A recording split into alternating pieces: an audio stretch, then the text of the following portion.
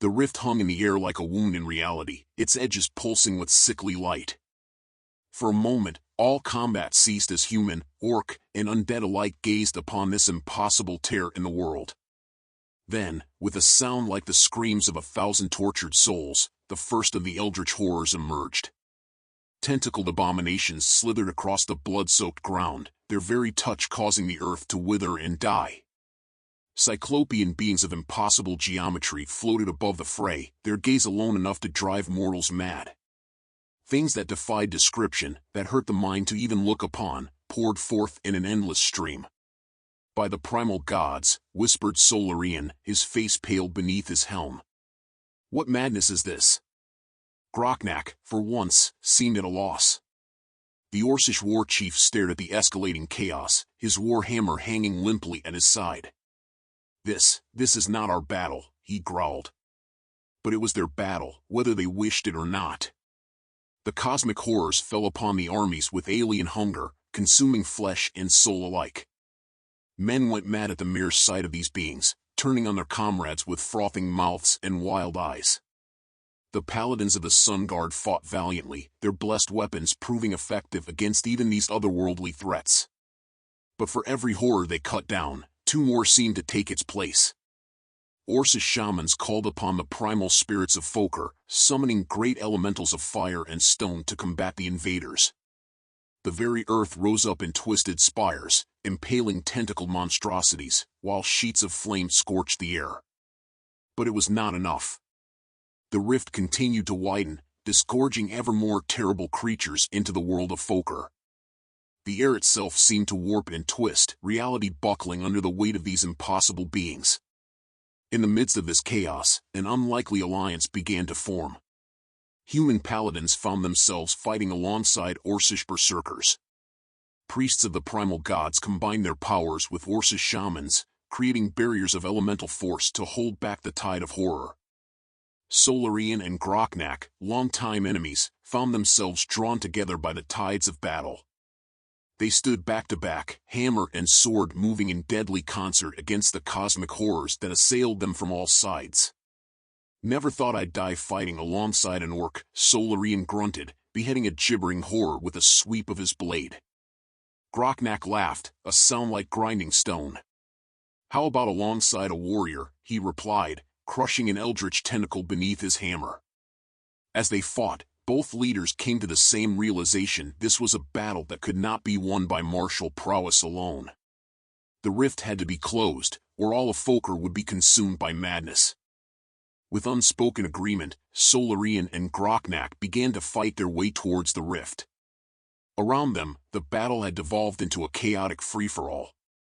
Humans, orcs, undead, and cosmic horrors all clashed in a maelstrom of violence that threatened to tear the very world apart. As they neared the rift, its pull became stronger. Reality itself seemed to bend around it, and both leaders felt their minds straining against things that no mortal was meant to comprehend. "We must seal it," Solarian shouted over the din of battle. "But how?" Groknak's eyes narrowed as he surveyed the carnage around them. Then, with a grunt of realization, he pointed to the groups of human priests and Orcish shamans scattered across the battlefield. "The powers of your gods," he growled, "combined with the primal spirits of my people. It is the only way." Solarian nodded grimly. It was a desperate plan, but in the face of cosmic annihilation, desperation was all they had left. The paladin raised his sword high, its blade blazing with holy light. "Brothers and sisters in arms," he cried out. "To me! We must seal the rift." Groknak's voice joined his, a thunderous roar that cut through the chaos of battle. "Shamans of the 5 clans, lend us your strength." Across the battlefield, heads turned. Paladins cut their way through swathes of horror to reach their leader. Orcish shamans broke away from their elemental summonings, racing towards their warchief's call.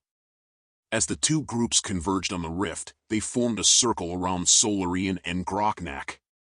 Human priests stood shoulder to shoulder with Orcish shamans, their ancestral enmity forgotten in the face of a greater threat. "Now," Solarian commanded, "call upon every power you know. every god, every spirit, every force of nature. We must close this abomination. The air crackled with power as dozens of voices rose in prayer and incantation. Paladins called upon the Primal Gods, Terra's strength, Silva's vitality, Aquilo's swiftness, and Ignis' fury. Orcish shamans chanted in their guttural tongue, invoking the primal spirits of volcano and stone, of blood and bone. Divine light mixed with elemental fury, coalescing into a swirling vortex of pure creation that struck the rift. For a moment, it seemed as if their efforts would succeed.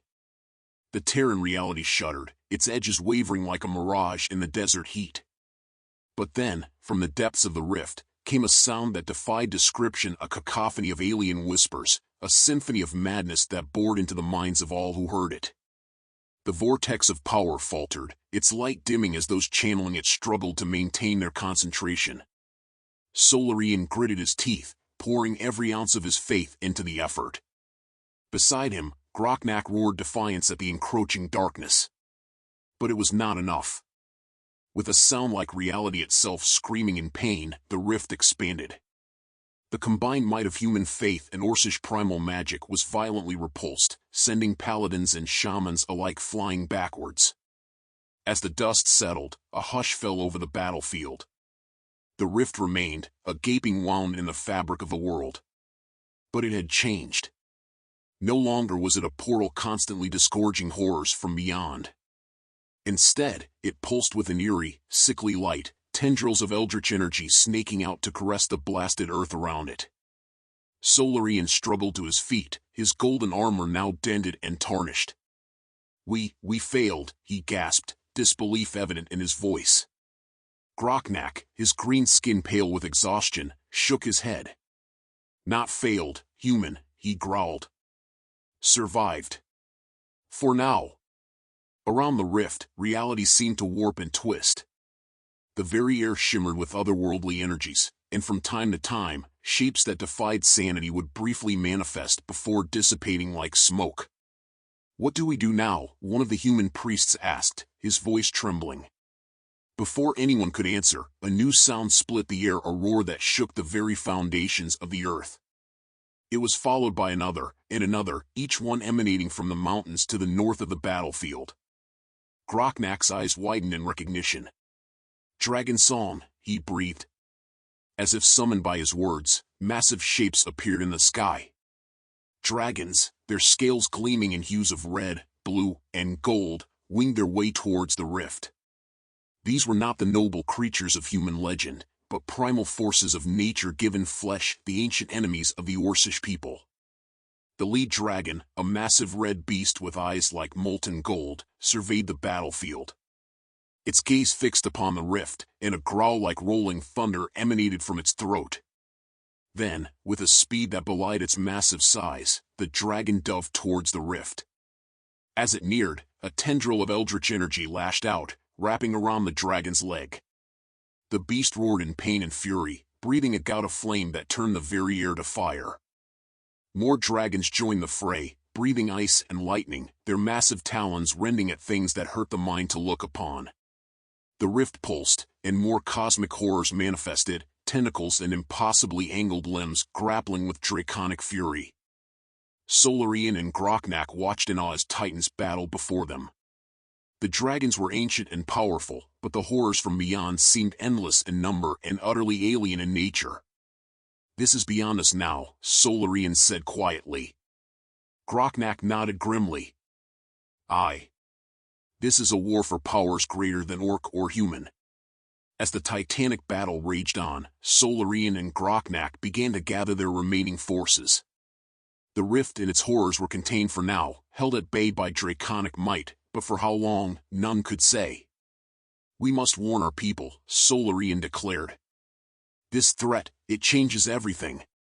Groknak looked out over the ruined battlefield, at the mingled bodies of human and orc. "Perhaps," he rumbled, "it is time for our peoples to change as well."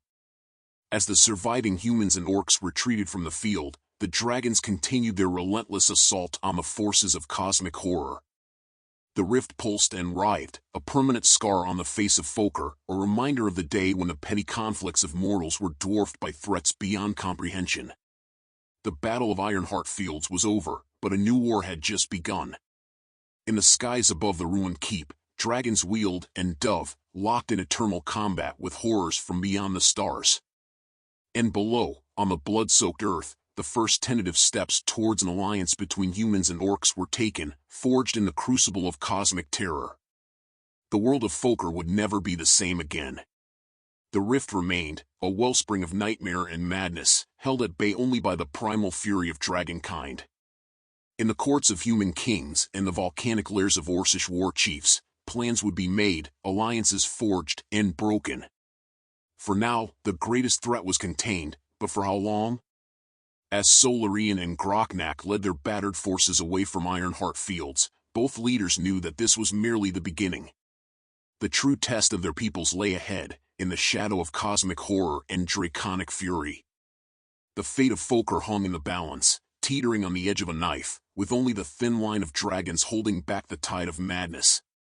The sun set on a world forever changed, its light dimmed by the pulsing glow of the rift.